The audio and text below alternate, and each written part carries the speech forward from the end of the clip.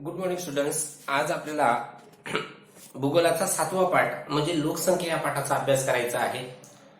लोकसंख्या या पाठाचा अभ्यास करताना आपल्याला लोकसंख्या म्हणजे काय, लोकसंख्येची वाढ कशी होते, आपल्या पूर्ण जगामध्ये किंवा भारतामध्ये किंवा महाराष्ट्रामध्ये लोकसंख्येचे वितरण सारखे आहे का, त्या वितरणावर परिणाम करणारे घटक कोणकोणते त्याचा आपल्याला अभ्यास करायचा आहे.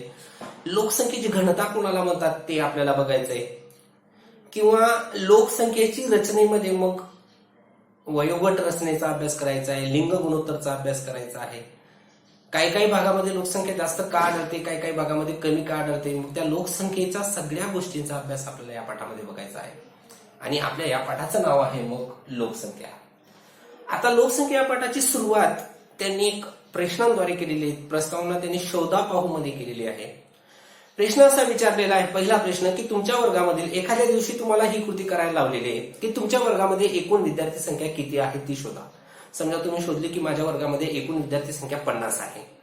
दुसरा प्रश्न विचारलेला आहे की त्यापैकी मुलं किती आणि मुली किती यांची संख्या लिहा. उदाहरणार्थ तुम्ही लिहिलं की 30 मुले आहेत आणि 20 मुली आहेत असा आकडा लिहिला. किती जण अनुपस्थित आहेत असं जर विचारलं तर आज आमच्या वर्गामध्ये 6 जण अनुपस्थित आहेत. किती उपस्थित आहेत म्हणजे किती हजेरी आहे, तर मग जर 50 पैकी 6 अनुपस्थित असतील तर आज 44 मुलं उपस्थित आहेत असं तुम्ही त्या ठिकाणी लिहू शकता. नंतर तुमच्या वर्गामध्ये जसं तुम्ही पाहिलं तसं पूर्ण शाळेचं करून बघा की पूर्ण शाळेमध्ये विद्यार्थी संख्या किती आहे, त्याच्यामध्ये मुलं किती आहेत, मुली किती आहेत, कोणत्या वर्गामध्ये विद्यार्थी संख्या जास्त आहे, कोणत्या वर्गामध्ये विद्यार्थी संख्या कमी आहे, नंतर कोणत्या वर्गात सगळ्यात जास्त अनुपस्थित आहेत म्हणजे सगळ्यात जास्त अब्सेंट कोणत्या वर्गामध्ये मुलं आहेत, असं तुम्ही पूर्ण शाळेचं करू शकता. मग ज्या प्रकारे तुम्ही तुमच्या वर्गाची अशी गणना करू शकता, शाळेची अशी गणना करू शकतात विद्यार्थी संदर्भात, अशाच प्रकारे तुम्ही गावाची लोकसंख्येची गणना करू शकतात की त्या गावामध्ये लोकसंख्या किती आहे, स्त्रियांची संख्या किती, पुरुषांची किती आहे, किती मुलं जन्माला आली, किती सुशिक्षित आहेत, किती अशिक्षित आहेत. अशी माहिती तुम्ही तुमच्या जसं वर्गामध्ये केली, शाळेमध्ये केली, तसं तुम्ही तुमच्या गावामध्ये पण करू शकतात. फक्त गावाचंच नाही तर तुम्ही तुमच्या तालुक्यामध्ये पण करू शकतात की आपल्या तालुक्याची संख्या किती, स्त्री किती, पुरुष किती, लहान मुलं किती, म्हातारी माणसं किती, सगळी माहिती तुम्ही तालुक्यावर घेऊ शकता, जिल्ह्यावर घेऊ शकता. जिल्ह्याची पण तशीच करू शकतात. जिल्हाच नाही तर राज्याची पण करू शकतात. आपण दर 10 वर्षानंतर जनगणना करतो तेव्हा आपल्याला लोकसंख्या कळते की आपल्या भारतामध्ये 127 कोटी लोकसंख्या आहे, महाराष्ट्रामध्ये 11 कोटी लोकसंख्या आहे. असं तुम्ही त्या ठिकाणी त्याच्यामध्ये स्त्रियांचं प्रमाण किती आहे, पुरुषांचं प्रमाण किती आहे, सुशिक्षित किती आहेत, अशिक्षित किती आहेत, साक्षर किती आहेत, असाक्षर किती आहेत, अशी सगळी माहिती तुम्ही त्या ठिकाणी घेऊ शकतात. नंतर तुम्ही पूर्ण देशाची करू शकतात, नंतर जगाची पण करू शकतात. म्हणजे आपण लोकसंख्याविषयीची जी माहिती आहे ती या पद्धतीने मिळवू शकतो. म्हणजे फक्त आकडे मोजायचे नाही तर त्या आकड्यांमध्ये त्याच्या गुणवत्ता जर मोजायची असेल तर त्याचं सगळ्या गोष्टी जसं लोकसंख्येची वाढ, लोकसंख्येची घनता, लोकसंख्येमध्ये स्त्री आणि पुरुषांचं प्रमाण ज्याला लिंग गुणोत्तर म्हणतो, नंतर साक्षरतेचं प्रमाण, स्थलांतरांचं प्रमाण, या सगळ्या गोष्टींची माहिती त्या ठिकाणी मिळवता येते. लिंग रचना, साक्षरता या सगळ्या गोष्टींची माहिती यांचा विचार करावा लागतो. मग एखाद्या प्रदेशामध्ये विकासासाठी जसं इतर गोष्टी आवश्यक असतात तसं सगळ्यात महत्वाचा गोष्ट म्हणजे लोकसंख्या. एखाद्या प्रदेशाचा विकास जास्तीत जास्त करायचा झालेला असेल तर त्यासाठी जसं साधन संपत्ती आवश्यक आहे तशी लोकसंख्या पण आवश्यक आहे. नाहीतर एखादी प्रदेशामध्ये खूप मोठ्या प्रमाणावर साधन संपत्ती आहे परंतु तिथे लोकसंख्याच कमी आहे, मग ती लोकसंख्या कमी असल्यामुळे तिथल्या साधन संपत्तीचा पुरेपूर वापर होत नाही, म्हणून त्या प्रदेशाचा विकास होत नाही. म्हणून एखाद्या प्रदेशाचा जर विकास करायचा असेल जसं इतर गोष्टी खूप आवश्यक असतात तसं लोकसंख्या पण खूप महत्वाचा घटक आहे. कारण त्यामध्ये विचारलंय लोकसंख्यामुळे त्या प्रदेशाचा विकास होतो, पण ती लोकसंख्या पण अतिरिक्त असायला नको. म्हणजे जर लोकसंख्या संतुलित असेल, चांगली असेल तर मग त्या प्रदेशाचा विकास होण्यासाठी मदत होते. म्हणून एखाद्या प्रदेशाचा विकास करण्यासाठी जसे इतर गोष्टी आवश्यक असतात तसं लोकसंख्या पण खूप आवश्यक असते. तर आता आपल्याला पुढे बघायचा एक तक्ता दिलेला आहे. त्या तक्त्यामध्ये लोकसंख्येची वाढ दाखवलेली आहे. एक शहर दाखवलेलं अ शहर, दुसरं शहर दाखवलेलं ब शहर, आणि दोघांचा बेरीज वजाबाकी करून त्या अ शहराची लोकसंख्या किती वाढली, ब शहराची लोकसंख्या किती वाढली, कोणत्या शहराची लोकसंख्या अगोदर जास्त होती, कोणत्या शहराची मग नंतर वाढून गेली, कोणत्या शहराची अगोदर कमी होती मग ती वाढली की नाही, असं तुम्हाला त्या ठिकाणी सांगापोमध्ये प्रश्न विचारलेला आहे. पहिले ते बघू, नंतर मग आपण एक एक मुद्दा पाहणार आहोत. आपल्याला 4 गोष्टींचा अभ्यास करायचा आहे प्रामुख्याने. पहिलं आहे लोकसंख्येची वाढ, दुसरं बघायचं आहे लोकसंख्येचं वितरण, तिसरं बघायचं आहे लोकसंख्येची घनता, आणि चौथं आहे लोकसंख्येची रचना. मग रचनेमध्ये मग लिंग गुणोत्तर, स्थलांतर, साक्षरता अशा वेगवेगळ्या घटकांचा अभ्यास आपल्याला त्या लोकसंख्येच्या रचनेमध्ये करायचा आहे. आता आपण लोकसंख्येची वाढ बघणार आहोत, पण लोकसंख्येची वाढ बघण्या अगोदर तो तक्ता बघून घेऊ अ शहराचा आणि ब शहराचा, मग लोकसंख्येच्या वाढीला सुरुवात करू. तर चला मग आता पहिले तक्ता बघून घेऊ. तर या ठिकाणी हा तक्ता दाखवलेला आहे. या तक्त्यामध्ये बदल दाखवलेला आहे प्लस मायनसने. तपशीलमध्ये म्हटलेले एकूण लोकसंख्या 2016, नंतर त्या एका वर्षामध्ये तिथे किती मुलं जन्माला आली अ शहरामध्ये आणि ब शहरामध्ये, 2 शहरं दाखवलेले आहेत. मुलं किती मृत्यू झाली, मृत पावलेली लोकसंख्या, बाहेरून आलेले किती, म्हणजे अंतस्थलांतर म्हणतो आपण त्याला, अतस्थलांतर कोणतं, बाहेरून किती लोक आले, बाहेर किती गेली, म्हणजे तिथून बहिस्थलांतर किती झालं. तर या सगळ्यांची तुम्हाला आकडेवारी दिलेली आहे. त्या आकडेवारीमधून 2017ला त्या शहरामध्ये किती लोकसंख्या वाढली ते आपल्याला बघायचं आहे. पहिला प्रश्न विचारलेला आहे, कोणत्या शहरामध्ये जन्माला आलेल्या मुले जास्त आहेत. आता जन्मलेल्या मुलांची संख्या इथे बघा, अ शहरामध्ये 2000 आहे आणि ब शहरामध्ये 2750. म्हणजे अ शहरामध्ये जास्त जन्माला आली की ब शहरामध्ये, तर त्याचं उत्तर आहे ब शहरामध्ये. मुलं किती जन्माला आलेले, 2750. आणि अ शहरामध्ये या 2016 ते 2017मध्ये मुलं किती जन्माला आलेली, फक्त 2000. दोघांची लोकसंख्येचा जर विचार केला तर पहिल्या शहराची 2016ला लोकसंख्या आहे अ शहरामध्ये 1 लाख आणि ब शहरामध्ये 1,10,000. इथे सुद्धा ब शहर पुढे दिसून येतं. दुसरा प्रश्न आहे, मृतांची संख्या कोणत्या शहरात जास्त आहे. तुम्ही या आकडेवारीमध्ये बघू शकता मृत पावलेल्यांची संख्या. तर अ शहरामध्ये मृतांची संख्या आहे 1,500 आणि ब शहरामध्ये मृतांची संख्या आहे 2,200. म्हणजे इथे पण मृतांची संख्या ब शहरामध्ये जास्त आहे, अ शहरामध्ये कमी आहे. तिसरा प्रश्न आहे, अंतस्थलांतर व बहिस्थलांतरातील आकडेवारीवरून अंतस्थलांतर कोठे जास्त झालेलं आहे. तर अंतस्थलांतर इथे स्पष्ट दिलेलं आहे, अंतस्थलांतर. आणि बाहेरून आलेले म्हणजे अंतस्थलांतर. मग अ शहरामध्ये बाहेरून किती लोक आले, 23,000 लोक आले. आणि ब शहरामध्ये किती आलेले आहेत, मग 15,000. म्हणजे याचा अर्थ अंतस्थलांतर कुठे जास्त झालं, तर अ शहरामध्ये. आणि बहिस्थलांतर कुठे जास्त झालं, तर अ शहरामधून किती लोक गेले, फक्त बाहेर 2,000. आणि ब शहरामध्ये बाहेर किती गेलेले आहेत, मग 5,000. म्हणजे ब शहरामध्ये बहिस्थलांतर जास्त आहे, अंतस्थलांतर अ शहरामध्ये जास्त आहे, असा त्याचा अर्थ होतो. पुढचा प्रश्न असा आहे, 2017तील लोकसंख्येची गणना करा. मग लोकसंख्येची गणना करताना तुम्हाला करावं लागेल की ह्या अ शहरामधील 1 लाख लोकांमागे तुम्हाला मिक्स करावं लागेल 2,000 प्लस करायचा. मग 1,02,000 एवढी लोकसंख्या होईल. त्याच्यामधून परत 1,05,000 मायनस करायचं. मग 1,02,000 मधून 1,500 जर मायनस केलं तर 1,05,000 लोक उरतील. परत 23,000 तुम्ही प्लस करा. मग 1,05,000 मध्ये 23,000 मिक्स केले तर 1,23,500 होऊन जाईल. आणि जर कधी तुम्ही 2,000 परत मायनस असेल तर मायनस करावं लागेल, प्लस असेल तर प्लस. तर 1,23,500 मधून 2,000 मायनस केले तर याची संख्या येईल 1,21,500. एवढी लोकसंख्या या अ शहराची होईल. म्हणजे 1 लाख मागे किती लोक वाढली, तर 21,500 लोक वाढली. लोकसंख्या किती वाढली, 21,500. 1 लाख मागे 21,500 लोक वाढली. दुसरं बघा, ब शहराचा जर विचार केला तर पहिलीच लोकसंख्या होती 1,10,000. जन्माला आली 2,750. म्हणजे 1,12,750 एवढी संख्या होईल. मृत 2,200. मग 2,200 जर मायनस केली तर 1,15,000 एवढी संख्या होईल. त्याच्यामध्ये 15,000 मिक्स केली तर 1,30,000 होऊन 1,25,000 होईल. आणि जर कधी तुम्ही मायनस केली 5,000 तर मग तिथे 1,20,500. म्हणजे याची संख्या होईल 1,20,500. तुम्ही मायनस आणि प्लस करून बघा तर तुम्हाला संख्या मिळेल. म्हणजे 1,10,000 मागे फक्त किती लोकसंख्या वाढलेली इथे, तर 15,500 एवढीच लोकसंख्या वाढलेली आहे. आणि पहिल्या शहरामध्ये किती वाढली होती, 21,500. म्हणजे याचा अर्थ अ शहरामध्ये जास्त लोकसंख्या वाढली की ब शहरामध्ये. सुरुवातीला आपल्याला आकडा असा दिसतो की अ शहराची लोकसंख्या कमी आणि ब शहराची जास्त आहे, पण लोकसंख्या कुठे जास्त वाढून गेली, तर अ शहरामध्ये एका वर्षात लोकसंख्या जास्त वाढली. कितीने, 21,500ने वाढली. आणि ब शहरामध्ये फक्त कितीने वाढली? 15,550ने वाढली. 15,550. 1,00,000 प्लस 15,550 असं जर केलं तर 1,20,500 होईल. 1,00,000मध्ये 21,500 जर एकत्र केले तर 1,21,500 होईल. म्हणजे अ शहरामध्ये लोकसंख्या जास्त वाढली असा त्याचा अर्थ होतो. जन्मलेली एकूण मुलं दिलेली आहेत. ही संख्या दर हजारी लोकसंख्येला किती होईल ते त्या ठिकाणी सांगितलेलं आहे.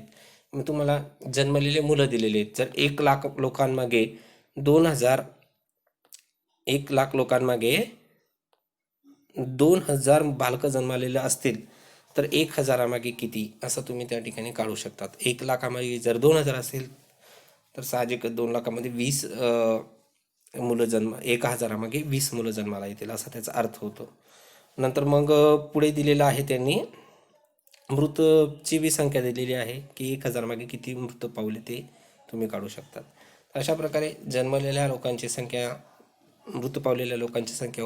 तर वरील कृतीवरून आपल्याला असं कळालं की अ शहराची आणि ब शहराची लोकसंख्यामध्ये वाढ किंवा घट झालेली आपल्याला दिसून येते. म्हणजेच एखाद्या प्रदेशामध्ये लोकसंख्या सारखी राहू शकत नाही, त्याच्यामध्ये सतत बदल होतो. कधी लोकसंख्या खूप वाढून जाते, कधी लोकसंख्या खूप कमी होऊन जाते. मग लोकसंख्या वाढण्यासाठी आणि कमी होण्यासाठी कोणते घटक कारणीभूत आहेत त्या घटकांचा आपल्याला अभ्यासात बघायचा आहे. जसं की अ शहरामध्ये लोकसंख्या कशी होती, नंतर ती कशी झाली 2011ला. ब शहरामध्ये लोकसंख्या कशी होती, 2017ला ती कशी झाली. म्हणजे 1 वर्षाचा फरक, की एका वर्षामध्ये त्या शहरामध्ये लोकसंख्यामध्ये वाढ झाली का घट झाली ते आपल्याला बघायचं आहे. लोकसंख्येची वाढ एका वर्षामध्ये त्या शहरामध्ये वाढणे, लोकांची संख्या वाढणे याला लोकसंख्या वाढ असे म्हणतात. एका वर्षामध्ये किती संख्या वाढली त्याला म्हणतात लोकसंख्या वाढ. मग लोकसंख्या वाढ पुढील घटकांवर निगडीत आहे. मग पुढील घटक कोणकोणते? तर जन्मदर आहे, मृत्यूदर आहे, सरासरी आयुर्मान आहे, स्थलांतर आहे. या 4 गोष्टींचा परिणाम लोकसंख्या वाढीवर होत असतो, जसं आपण अ शहरामध्ये आणि ब शहरामध्ये पाहिलं. तर लोकसंख्या वाढ ही 4 घटकांवरून म्हणजे पहिलं जन्मदर, दुसरं मृत्यूदर, तिसरं आयुर्मान आणि चौथं स्थलांतर. मग आपण जन्मदर म्हणजे काय, मृत्यूदर म्हणजे काय, आयुर्मान म्हणजे काय, स्थलांतर म्हणजे काय ते अभ्यासू. मग आपल्याला समजेल लोकसंख्या वाढते की कमी होते. कारण लोकसंख्या स्थिर राहत नाही, एक तर वाढेल एक तर कमी होऊन जाईल. पण शक्यतोवर आता अलीकडे विज्ञान तंत्रज्ञानाच्या युगामध्ये मेडिसिन वगैरे खूप शोधल्यामुळे लोकसंख्या वाढतेच आहे. पण काही ठिकाणी लोकसंख्या कमी प्रमाणावर वाढते, काही ठिकाणी लोकसंख्या जास्त प्रमाणावर वाढते. आता आपल्याला लोकसंख्या वाढ म्हणजे काय ते पाहिलं की एका वर्षामध्ये त्या प्रदेशामध्ये लोकांची वाढलेली संख्या याला लोकसंख्या वाढ असे म्हणतात. मग त्याच्यावर परिणाम करणारे जे घटक आहेत, त्याच्याशी निगडीत जे घटक आहेत ते बघू. पहिला आहे जन्मदर.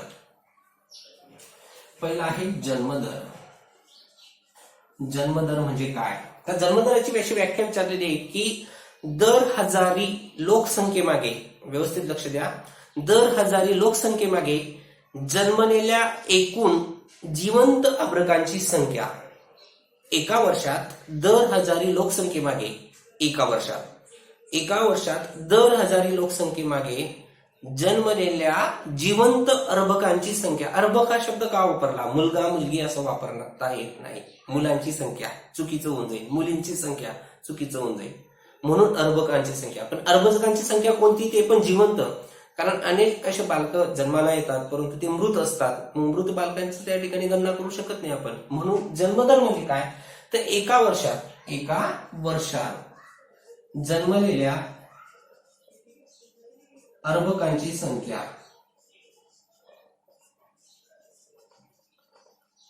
एका वर्षात एखाद्या प्रदेशामध्ये एका वर्षात जन्मलेल्या अर्भकांची संख्या म्हणजे जन्मदर होय. बघा किती सोपं आहे.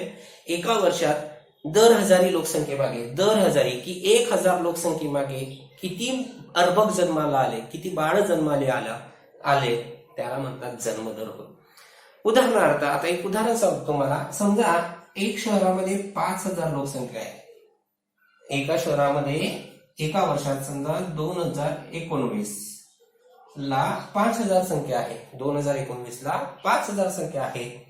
तर 2020 ला जर त्याची गणना केली आणि तिथली संख्या भरली 5,050 तर तिथला जन्मदर किती असं जर विचारलं तर मग तुम्हाला काढता येईल की जर 1,000 मागे किती जन्मलेल्या, तर 5,000 मागे 50 वाढले म्हणजे 1,000 मागे किती तर आपल्याला कळतं मग की ती 10 लोकसंख्या वाढलेली आहे, 10 संख्या वाढलेली आहे, म्हणजे इथे जन्मदर आहे 10. तर याला जन्मदर असे म्हणतात.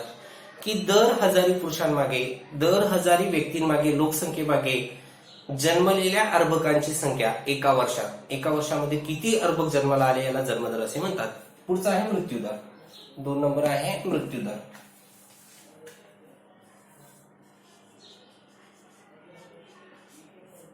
मृत्यूदर म्हणजे काय की एका वर्षाला दर 1000 लोकांमागे एकूण मृत झालेल्या व्यक्तींची संख्या, मेलेल्या लोकांची संख्या एका वर्षात, जसं एका वर्षात जन्मलेल्या लोकांची संख्या म्हणजे जन्मदर, तर एका वर्षात दर 1000 लोकांमागे मृत झालेल्या लोकांची संख्या म्हणजे मृत्यूदर होय. याला मृत्यूदर म्हणतात. उलट आहे, जन्मलेला जन्मदर, मृत्यू झालेले मृत्यूदर. जन्मदर आणि मृत्यूदर असा हा फरक सांगतो.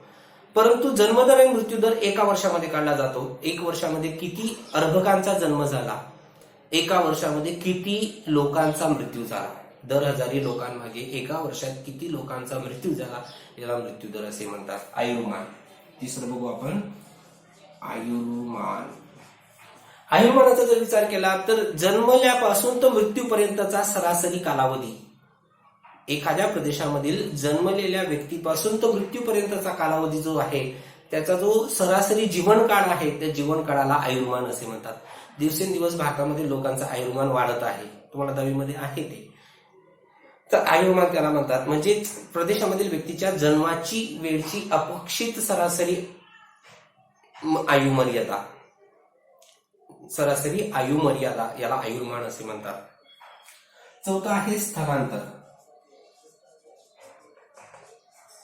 स्थलांतराचा जर विचार केला तर स्थलांतर म्हणजेच काय की त्या प्रदेशामध्ये व्यक्ती किंवा व्यक्तींचा समूह एक तर जाणे किंवा येणे याला स्थलांतर म्हणतात. मग या जाणे आणि येण्यावरून अंतस्थलांतर आणि बाह्य स्थलांतर असं त्या ठिकाणी येत आहे. जर कधी त्या शहरामध्ये एका वर्षामध्ये व्यक्ती किंवा व्यक्ती समूह आले, किती आले तर त्याला म्हणायचं अंतस्थलांतर, आणि किती गेले त्याला म्हणायचं बहिस्थलांतर. असे 2 स्थलांतराचे प्रकार आहेत, अंतस्थलांतर आणि बहिस्थलांतर. अंतस्थलांतर व बहिस्थलांतर. जर व्यक्ती आणि व्यक्ती समूह एका ठिकाणाहून दुसऱ्या ठिकाणी जाणे किंवा येणे म्हणजे स्थलांतर. पण त्या स्थलांतराचे 2 प्रकार आहेत, अंतस्थलांतर आणि बहिस्थलांतर. जर कधी त्या ठिकाणी आलेले असतील तर ते आहे अंतस्थलांतर, आणि त्या ठिकाणाहून जर गेलेले असतील वास्तवासाठी त्याला बहिस्थलांतर असं म्हणत असतात. म्हणून या 4ही गोष्टीवरून, जन्मदर, मृत्यूदर, आयुर्मान आणि स्थलांतर, या 4ही गोष्टींवरून आपल्याला लोकसंख्या एक तर वाढताना दिसून येते किंवा लोकसंख्या एक तर घटताना दिसून येते. जर जन्मदर आणि मृत्यूदर याच्या फरकामुळे जी लोकसंख्या वाढते, याच्या ठळक फरकामुळे ठळकपणे जी लोकसंख्या नैसर्गिकरित्या वाढते किंवा बदल होतो तर तो नैसर्गिकरित्या झालेला बदल. स्थलांतराचा जर विचार केला तर हा नैसर्गिक बदल नाही, हा आपण घडून आलेला बदल आहे, कृत्रिमरित्या घडून आलेला बदल आहे. स्थलांतरामुळे लोकसंख्या वाढणे किंवा कमी होणे कृत्रिमरित्या, परंतु याच्यामुळे जी लोकसंख्या वाढते किंवा कमी होते हे नैसर्गिकरित्या. मग साहजिकच आहे की ज्या देशामध्ये जन्मदराचा किंवा ज्या भागामध्ये जन्मदराचं प्रमाण जास्त असेल तर लोकसंख्या खूप जास्त वाढते. जर मृत्यूदराचं प्रमाण कमी असेल तर लोकसंख्या वाढत नाही, एक तर कमी होऊन जाईल, एक तर स्थिर राहील. पण मृत्यूदर जर कमी असेल आणि लोकसंख्या, जन्मदर जर जास्त असेल तर लोकसंख्या वाढते. जन्मदर कमी आणि मृत्यूदर जास्त तर लोकसंख्या कमी होते, हे लगेच लक्षात येईल. आयुर्मान. जे एखाद्या प्रदेशामध्ये जर सरासरी आयुर्मान जास्त असेल तर त्या ठिकाणी लोकसंख्येची वाढ जास्त होते. एखाद्या प्रदेशामध्ये सरासरी आयुर्मान कमी असेल तर लोकसंख्या एवढी लागू शकत नाही. स्थलांतर. जर कधी अंतस्थलांतर जास्त असेल म्हणजे बाहेरून येणाऱ्यांची संख्या जास्त असेल तर त्या प्रदेशाची लोकसंख्या वाढते, आणि बाहेर जाणाऱ्यांची संख्या जर जास्त असेल तर त्या प्रदेशाची लोकसंख्या कमी होऊन जाते. म्हणजेच लोकसंख्या वाढीवर हे 4ही घटक परिणाम करतात. जसं अ शहर आणि ब शहरामध्ये पाहिलं तसं आपल्याला या ठिकाणी सांगता येतं. तर ह्या स्थलांतरामुळे, या आयुर्मानामुळे, या जन्मदरामुळे आणि मृत्यूदरामुळे लोकसंख्या त्या ठिकाणी वाढ किंवा घट होताना दिसून येते. मग लोकसंख्या जर वाढली तर साधन संपत्तीवर ताण पडतो, तिथली नैसर्गिक साधन संपत्तीवर ताण पडतो. म्हणजे लोकसंख्या अतिरिक्त पण वाढायला नको, ही आपण काळजी घ्यायला पाहिजे. लोकसंख्यामध्ये सतत बदल घडताना दिसतात, परंतु लोकसंख्या जर अमर्यादपणे वाढून गेली तर मग काय होईल, तर अमर्यादपर्यंत जर वाढली तर तिथल्या साधन संपत्तीवर ताण पडेल, आणि तिथल्या साधन संपत्तीवर ताण पडला मग तिथला त्या प्रदेशाचा विकास होणार नाही. म्हणून लोकसंख्या कधीही योग्य प्रमाणात असणं आवश्यक आहे. म्हणून लोकसंख्यावर नियंत्रण आणणं आवश्यक आहे. जर लोकसंख्या नियंत्रित असेल, नियंत्रणात असेल तर ती विकासाचं निर्देशक आहे. म्हणजे त्या प्रदेशाचा विकास होतो असं त्यावरून कळतं, जर कधी लोकसंख्या नियंत्रणात असेल तर. आणि जर लोकसंख्या अतिरिक्त होऊन गेला, लोकसंख्या अतिरिक्त पण नको आणि लोकसंख्या कमी पण नको, कमी आणि अतिरिक्त जर असेल तर त्या प्रदेशाचा फारसा विकास होत नाही. परंतु जर कधी त्या ठिकाणी संतुलित लोकसंख्या असेल, म्हणजे साधन संपत्ती आणि लोकसंख्येचं प्रमाण जर समप्रमाणात असेल तर त्या ठिकाणाच्या प्रदेशाचा विकास होतो. म्हणून लोकसंख्या ही त्या प्रदेशाच्या विकासासाठी खूप महत्वाची आहे. जसं इतर घटक महत्वाचे तसं लोकसंख्या पण महत्वाची. आता आपल्याला दुसरं बघायचंय लोकसंख्येचं वितरण. पण लोकसंख्येच्या वितरणासाठी तुम्हाला त्यांनी एक प्रयोग करायला लावलेला आहे. तो प्रयोग करून बघू आपण. प्रयोग असा आहे की तुम्ही जमिनीवर 2 चौकोन आखायचे. ते चौकोन असे आखायचे आहेत, चौरस असे आखायचे की एक चौरस 30 बाय 30 सेंटीमीटरचा, एक चौरस किती पाहिजे 30 बाय 30 सेंटीमीटरचा, तर दुसरा चौरस आहे 15 बाय 15 सेंटीमीटरचा. 15 बाय 15 सेंटीमीटरचा एक चौरस आहे. एक आहे 30 बाय 30 सेंटीमीटरचा चौरस, एक आहे 15 बाय 15 सेंटीमीटरचा चौरस. आणि त्याच्यामध्ये सांगितलेले आहे की सोयाबीनचे किंवा चवळीचे किंवा वालचे असे दाणे घ्यायचे, कोणतेही दाणे घ्या, दगड घ्या, आणि ते 100 दाणे. मग या 30 बाय 30च्या चौरसामध्ये हे 100 दाणे पसरवा असं त्यांनी म्हटलेलं आहे. परंतु पसरवताना ते एकमेकांवर येणार नाही तशी काळजी घ्यायची. आणि या 15 बाय 15 मध्ये पण हे 100 दाणे पसरवायचे, दोघांमध्ये 100 दाणे पसरवा आणि निरीक्षण करा. निरीक्षण केल्यानंतर तुम्हाला सहज लक्षात येईल की 100 बाय 100चा जो आपण चौरस आखलेला आहे त्या ठिकाणी जे दाणे पसरवलेले आहेत ते विरळ आपल्याला दिसून येतील.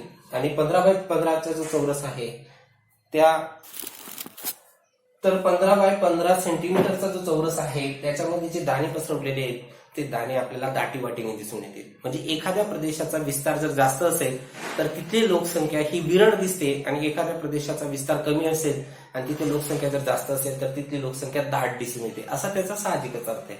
असा हा प्रयोग आहे. आणि त्या प्रयोगावरून आपल्याला प्रश्न विचारलेले आहेत, जसं की कोणत्या चौरसात दाणे सहज विखुरलेले आहेत. तर पहिला प्रश्नाचं उत्तर आहे 30 बाय 30 सेंटीमीटरचा जो चौरस आहे तिथे दाणे सहज विखुरलेले आहेत. दुसरा प्रश्न, कोणत्या चौरसात दाणे दाटीवाटीने विखुरलेले आहेत. तर 15 बाय 15 सेंटीमीटरचा जो चौरस आहे तिथे दाणे दाटीवाटीने विखुरलेले आहेत.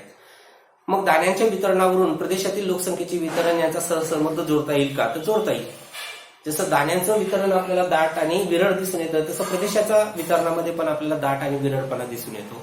या दाण्यांचे वितरण जास्त सुटसुटीत होण्यासाठी काय करावं लागेल? मग तुम्ही काय करणार की इथले दाणे काढून टाकशाल. मग प्रदेशामध्ये काय करणार? लोकांना मारून टाकशाल का? नाही. तर मग आपण काय करू शकतो असा त्यांनी तुम्हाला प्रश्न विचारलेले, उपाय सुचवा. तर मग जर कधी लोकसंख्येचे वितरण असं दाटीवाटीने वाढू द्यायचं नसेल तर मग आपल्याला अनेक उपाययोजना करता येतात. आता आपल्याला बघायचंय लोकसंख्येचे वितरण. ज्याप्रमाणे चवळीचे दाणे वेगवेगळ्या आकाराच्या क्षेत्रामध्ये विखुरलेले होते, काही प्रदेशामध्ये ते विरळ विखुरलेले होते, काही प्रदेशामध्ये ते दाट विखुरलेले होते, म्हणजे त्याचं वितरण आपल्याला दिसून येतं. अगदी त्याचप्रमाणे लोकसंख्या सुद्धा काही प्रदेशामध्ये दाट विखुरलेली असते आणि काही प्रदेशामध्ये विरळ विखुरलेली दिसून येते. त्यांच्या वितरणावरून ते आपल्याला समजतात. मग असे कोणते घटक आहेत की त्या घटकांमुळे एखाद्या प्रदेशामध्ये दाटीवाटीने लोकसंख्या आढळून येते, एखाद्या प्रदेशामध्ये विरळ लोकसंख्या आढळून येते. 2 घटक असू शकतात मग लोकसंख्येच्या वितरणावरचे. तर ते बघणार आहोत आपण लोकसंख्येच्या वितरणामध्ये. लोकसंख्येचं वितरण,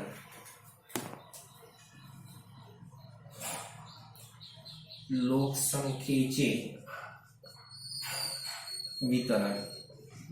मग एखाद्या प्रदेशामध्ये लोकसंख्या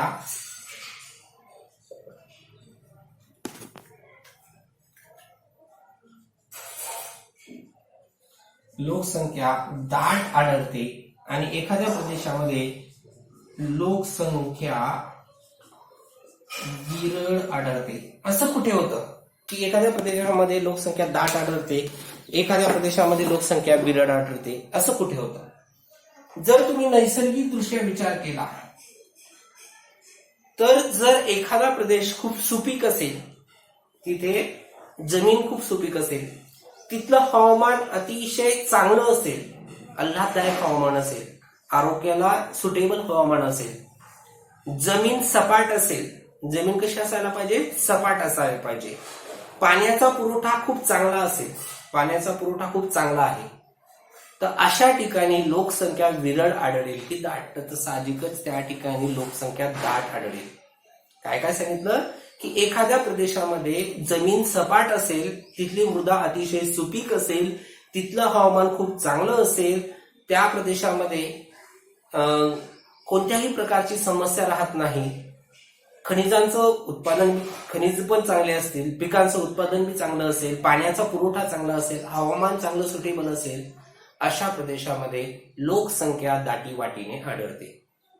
आणि एखाद्या प्रदेशामध्ये मुबलक पाणी पुरवठा नसेल, पाण्याची टंचाई असेल, जमिनीचा उतार जास्त असेल, चढ उतार, टेकड्यासारखा प्रदेश असेल, म्हणजे तिथे जमीन सकल नाही, सपाट नाही. एखाद्या प्रदेशामध्ये मृदा खूप नापीक असेल, चांगली माती नाही, तिथे वाळवंट सारखा भाग आहे, पाणी जास्त पडत नसेल, पाण्याची टंचाई असेल, मृदा सपाट चांगली नसेल, नापीक असेल, मग अशा प्रदेशामध्ये शेतीचा विकास होणार नाही, शेतीवर आधारित इतर उद्योगधंद्याचा विकास होणार नाही. मग अशा प्रदेशामध्ये लोकसंख्या कशी असेल? विरळ आढळेल. तर अशा प्रकारे कुठे कुठे लोकसंख्या दाट आढळते आणि कुठे कुठे लोकसंख्या विरळ आढळते. जिथे साधन संपत्ती जास्त असते, जिथे चांगलं हवामान असते, जिथे मृदा सुपीक असते, जिथे पाण्याची टंचाई कधीच राहत नाही, पाणी खूप भरपूर असते, हवामान खूप चांगलं असतं, अशा ठिकाणी लोकसंख्या दाट आढळते. आणि त्याची उलट परिस्थिती जिथे असेल, उदाहरणार्थ जिथे पर्वतीय प्रदेश असेल, हवामान चांगलं नसेल, साधन संपत्तीची कमतरता असेल, मृदा चांगली नसेल, शेतीचा विकास होत नसेल, तर अशा ठिकाणी लोकसंख्या विरळ आढळते. अशा प्रकारे काही ठिकाणी लोकसंख्या जास्त आणि काही ठिकाणी लोकसंख्या कमी असं वितरण आपल्याला दिसून येतं.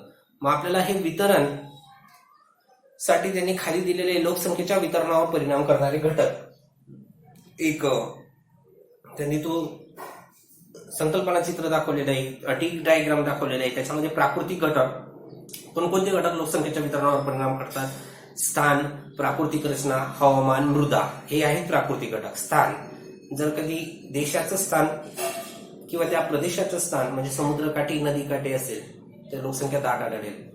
किंवा प्राकृतिक रचना, सपाट जमीन असेल आणि पर्वतीय प्रदेश, सपाट जमिनीवर लोकसंख्या दाट, पर्वतीय प्रदेशामध्ये लोकसंख्या विरळ. हवामान, चांगलं हवामान आणि आरोग्यासाठी हानिकारक हवामान, चांगल्या हवामानामध्ये लोकसंख्या दाट, आरोग्यासाठी हवामान जर चांगलं नसेल तर मग तिथे लोकसंख्या विरळ. मृदा, सुपीक मृदा जास्त लोकसंख्या, कमी नापीक मृदा विरळ लोकसंख्या. खनिज संपत्ती जास्त, विरळ लोकसंख्या जास्त, खनिज संपत्ती कमी, लोकसंख्या कमी. तर लोकसंख्येचे वितरण या प्राकृतिक घटनांमुळे. आर्थिक घटक, शेतीचा विकास जास्त, लोकसंख्या दाट, शेतीचा विकास कमी, लोकसंख्या कमी. सगळ्याच घटकांची, कारखानदारी जास्त, लोकसंख्या दाट, कारखानदारी कमी, लोकसंख्या विरळ. नागरीकरण म्हणजे शहरीचा भाग जास्त असेल, लोकसंख्या दाट, नागरीकरण नसेल, लोकसंख्या विरळ. वाहतूक, बाजारपेठ, नंतर राजकीय परिस्थितीमध्ये युद्ध, जर एखाद्या देशामध्ये युद्ध कायम होत असेल तर तिथे लोकसंख्या विरळ आढळते. आणि एखादा देश शांततामय असेल, खूप शांत असेल, त्या ठिकाणी युद्धाची परिस्थिती नसते, अशा ठिकाणी लोकसंख्या दाटीवाटीने आढळते. उदाहरणार्थ भारत. राजकीय अस्थिरता पण परिणाम करते, राजकीय धोरण परिणाम करते. सामाजिक घटकमध्ये वंश असतात, धर्म असतात, भाषा असतात, रूढी परंपरा, या सगळ्या गोष्टींचा असा तक्ता तुम्हाला विचारला जाईल, तक्त्यामध्ये नाव टाकायचे, तर या सगळ्या गोष्टींचा परिणाम लोकसंख्येच्या वितरणावर होतो. म्हणजे कुठे लोकसंख्या दाटीवाटीने आढळते, कुठे लोकसंख्या दाटीवाटीने आढळत नाही, त्या ठिकाणी विरळ आढळते, असं आपल्याला त्या ठिकाणी सांगता येतं. अशा प्रकारे काही ठिकाणी लोकसंख्या दाट आढळते, काही ठिकाणी विरळ आढळते. हे झालं लोकसंख्येचे वितरण. आता आपले दोन घटक तयार शिकून झाले. एक झालं लोकसंख्येची वाढ, दुसरं झालं लोकसंख्येचं वितरण. आता आपल्याला तिसरा बघायचंय लोकसंख्येची घनता. लोकसंख्येची घनता म्हणजे काय ते बघू. तर लोकसंख्येची घनता हे शिकण्या अगोदर तुम्हाला एक त्यांनी प्रयोग करायला लावलेला आहे की जमिनीवर तुम्ही 2x2 चौरस मीटर आखा. 2x2 मीटरचा एक चौरस आखायचा आहे तुम्हाला. आणि त्या 2x2 मीटर मध्ये सुरुवातीला 2च मुलांना उभे करा. नंतर थोड्या वेळानंतर परत 2 त्याच्यामध्ये ऍड करा, 4 मुलांना, परत अजून 2 करा, 6 मुलांना, परत 2 करा, 8 मुलांना. असं त्या ठिकाणी एक एक 2 मुलांना वाढवून त्या ठिकाणी त्या मुलांना प्रश्न विचारा. पहिले जर 2 मुलं असतील तर त्यांना विचारा तुम्हाला व्यवस्थित म्हणजे राहता येतंय का, फिरता येतंय का, किंवा वावरता येतंय का. 4 मुलं आल्यानंतर मग परत त्यांना विचारा परत तुम्हाला व्यवस्थित वावरता येतंय का, फिरता येत आहे का. मग 6, 8, 10 झाल्यानंतर परत त्यांना विचारा की आता तुम्हाला व्यवस्थित मोकळेपणाने फिरता येत आहे का. तर असं जर तुम्ही संख्या वाढवत गेलात तर काही कालावधीनंतर, काही वेळानंतर तुम्हाला प्रश्नाचं उत्तर मिळेल नकारात्मक, की आता नको, या ठिकाणी या चौरसामध्ये आम्हाला व्यवस्थित चालता येत नाही, उभं राहता येत नाही, म्हणजे आता या ठिकाणी जास्त मुलं उभं करणं शक्य नाही. मग तुम्हाला नकारात्मक त्या ठिकाणी उत्तर येऊ शकतं. मग त्याच्यावरून तुम्ही निरीक्षण करा. निरीक्षण केल्यानंतर त्याच्यावर वर्गात चर्चा करा. असं तुम्हाला एक प्रयोग करायला लावलेला आहे.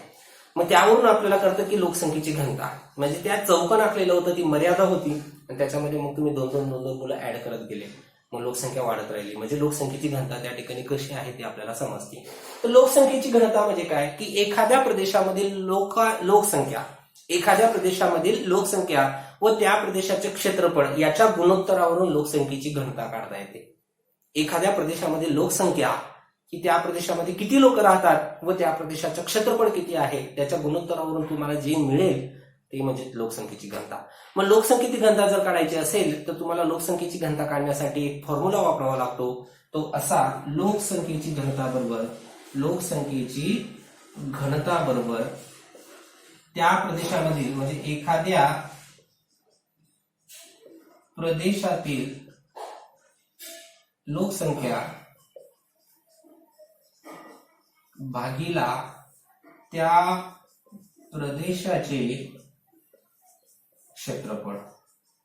जर तुम्ही या फॉर्म्युल्यामध्ये संख्या टाकली आणि जर तुम्ही ती उत्तर काढलं तर तुम्हाला काय मिळेल? लोकसंख्येची घनता मिळेल. म्हणजे लोकसंख्येची घनता मिळवण्यासाठी तुम्हाला दोन गोष्टी कराव्या लागतात की त्या प्रदेशामध्ये किती लोकसंख्या आहे आणि त्या प्रदेशामधील क्षेत्रफळ किती आहे, त्या प्रदेशाचं क्षेत्रफळ किती आहे. म्हणजे एखाद्या प्रदेशातील लोकसंख्या व त्या प्रदेशाचं क्षेत्रफळ याच्या गुणोत्तरावरून आपल्याला लोकसंख्येची घनता काढता येत असते. मग लोकसंख्येची घनतेसाठी हे सूत्र वापरतात: लोकसंख्येची घनता बरोबर एखाद्या प्रदेशातील लोकसंख्या व त्या प्रदेशाचं क्षेत्रफळ. मग आपल्याला एक तक्ता दिलेला आहे भारताचा आणि त्या तक्त्यामध्ये एक राज्याची लोकसंख्या दिलेली आहे एकीकडे आणि दुसऱ्या ठिकाणी त्या राज्याचं क्षेत्रफळ दिलेले आहे. उदाहरणार्थ आपण महाराष्ट्राचं बघू. महाराष्ट्राची 2011 नुसार लोकसंख्या होती 11,23,74,333. 11,23,74,333 आणि आपल्या महाराष्ट्राचं क्षेत्रफळ 3,07,713. 3,07,713. जर कधी ह्या संख्येमध्ये तुम्ही गुणोत्तर केलं, त्याचं तुम्ही जर त्याला भागलं म्हणजे लोकसंख्या इथे टाकायची 11,23,74,333 असा आकडा इथे टाकला आणि खाली जर आकडा टाकला 3,07,713 तर तुम्हाला उत्तर मिळेल 335. उत्तर काय मिळेल? 335. म्हणजे याचा अर्थ महाराष्ट्राची लोकसंख्येची घनता किती आहे? 335. म्हणजे 1 चौरस किलोमीटर मध्ये किती लोक राहतात? तर 1 चौरस किलोमीटर मध्ये लोक राहतात 335. किती लोक राहतात? 335. 1 चौरस किलोमीटर, चारही बाजूला 1-1 किलोमीटर. तर महाराष्ट्रामध्ये किती लोक राहतात? तर 335 लोक राहतात. दुसरं बघू आपण गोवा. त्याची आहे लोकसंख्या 14,58,545. 2011 नुसार गोव्याची लोकसंख्या. गोवा एकदम छोटस आहे आणि गोव्याची लोकसंख्या आहे 14,58,545 आणि गोव्याचं क्षेत्रफळ आहे फक्त 3,702. किती चौरस किलोमीटर आहे? 3,702. आणि त्याचा जर आकडा पाहिला तर त्याचं उत्तर येतं 393. किती येतं? 393. एवढं त्या ठिकाणी उत्तर येतं. याचा अर्थ गोवा आपल्याला वाटतं लहान आहे परंतु तिथे लोकसंख्येची घनता जास्त आहे, महाराष्ट्रापेक्षा पण जास्त आहे. महाराष्ट्राची 335 आहे, गोव्याची 393 आहे. याचा अर्थ गोव्यामध्ये जास्त दाटीवाटीने लोक राहतात महाराष्ट्रापेक्षा. सगळ्यात जास्त जर घनता पाहिली तर ती आहे उत्तर प्रदेशाची. 829 एवढी घनता आहे उत्तर प्रदेशामध्ये. किती आहे? 829. कारण उत्तर प्रदेशाची लोकसंख्या होती 19,29,98,12,341 एवढी लोकसंख्या आणि त्याचं क्षेत्रफळ आहे 2,40,000. म्हणजे महाराष्ट्रापेक्षा सुद्धा कमी आहे. 2,40,926. ते जर तुम्ही आकडे टाकले तर तुम्हाला 829 एवढी घनता या उत्तर प्रदेशाची मिळेल. राजस्थानचा जर विचार केला तर राजस्थानची लोकसंख्या आहे फक्त 68,54,837. किती लोकसंख्या येते ते? 68,54,000. 1 कोटी पण नाही, 68,54,837. आणि राजस्थान हे भारतातलं सगळ्यात मोठं राज्य आहे. मग राजस्थान हे 3,42,000 एवढं क्षेत्रफळ आहे, महाराष्ट्रापेक्षा जास्त आहे बघा. 3,42,239. आणि तिथे जर तुम्ही लोकसंख्येची घनता काढली तर तिथे फक्त लोक राहतात 20. दर चौरस किलोमीटरला फक्त 20च लोक राहतात. मग आपल्याला असं कळतं जर तुम्ही फक्त क्षेत्रफळ पाहिलं आणि तुम्हाला जर विचारलं घनता काढा तर तुम्हाला घनता काढता येणार नाही. तर घनता काढण्यासाठी तुम्हाला दोघं गोष्टी आवश्यक आहेत. लोकसंख्या पण माहिती असणं आवश्यक आहे आणि घनता पण माहिती असणं आवश्यक आहे. आता जर तुम्हाला असं विचारलं फक्त राजस्थानची लोकसंख्या दाखवली किंवा गोव्याची लोकसंख्या दाखवली आणि तुम्हाला जर विचारलं तर कुठली घनता जास्त आहे, तुम्ही काय म्हणणार? राजस्थानची लोकसंख्या जास्त आहे म्हणजे राजस्थानची घनता जास्त आहे. गोव्याची लोकसंख्या कमी आहे म्हणजे गोव्याची घनता कमी आहे असं तुम्ही साहजिकच उत्तर देणार. पण क्षेत्रफळाचा जर विचार केला तर मग आपल्याला लगेच लक्षात येईल की राजस्थानची लोकसंख्या जास्त आहे व क्षेत्रफळ खूपच जास्त आहे म्हणून तिथली घनता कमी आहे. आणि गोव्याची लोकसंख्या जरी कमी असली तरी क्षेत्रफळ खूपच कमी आहे म्हणून तिथली घनता खूपच जास्त आहे. असा आपल्याला फरक दिसून येईल. म्हणजेच लोकसंख्येची घनता त्या प्रदेशामध्ये कसं परिस्थिती असेल ते लगेच आपल्याला कळून जाते. मग उदाहरणार्थ लोकसंख्या जर विरळ असेल तर तो प्रदेश जास्त सुपीक नसेल किंवा त्या प्रदेशामध्ये हवामान चांगलं नसेल किंवा त्या प्रदेशामध्ये साधन संपत्ती विपुल प्रमाणावर नसेल. उदाहरणार्थ राजस्थान. आता राजस्थानमधलं हवामान चांगलं नाहीये, राजस्थानमध्ये मृदा सुपीक नाहीये, तिथे पाण्याची टंचाई खूप भासते म्हणून तिथे लोकसंख्या बिघड आढळते म्हणून तिथल्या लोकसंख्येची घनता कमी आहे. पण गोव्याचा जर विचार केला तर मग तिथे सुपीक मृदा आहे, मस्त पर्यटनाचा विकास झालेला आहे, तिथे साधन संपत्ती विपुल आहे, जमीन चांगली आहे, या सगळ्या गोष्टीमुळे तिथे लोकसंख्येची घनता जास्त आहे. तर अशा प्रकारे आपल्याला लोकसंख्येची घनता म्हणजे काय, नंतर लोकसंख्येचं वाढ कोणकोणत्या घटकांवर म्हणजे जन्मदर, मृत्यूदर, नंतर जन्मदर, मृत्यूदर, स्थलांतर आणि आयुर्मान आणि वितरण कसं असतं, कुठे वितरण जास्त असतं आणि कुठे वितरण कमी असतं हे आपल्याला लक्षात येतं. आता लोकसंख्येच्या रचनेमध्ये भरपूर मुद्दे आहेत ते आपण पुढच्या वेळेस अभ्यासू. धन्यवाद.